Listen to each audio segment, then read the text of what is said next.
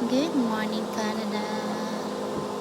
Kaya, kailangan mag-prepare na.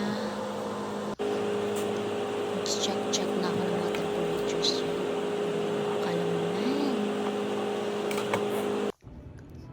Ayan o, break on person. Tamang ano tayo pa cute. Sure. Naka-break ako ngayon ng 15 minutes.